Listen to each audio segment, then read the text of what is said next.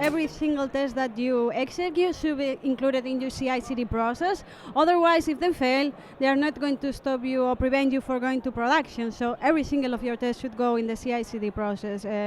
This can be UI test, acceptance test, visual test, even browser compatibility test.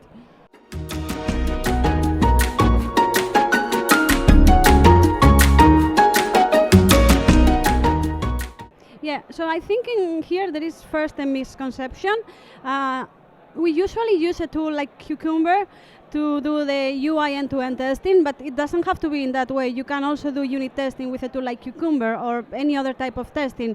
Cucumber, the only thing that allows you is to do BDD, but you can automate any type of test.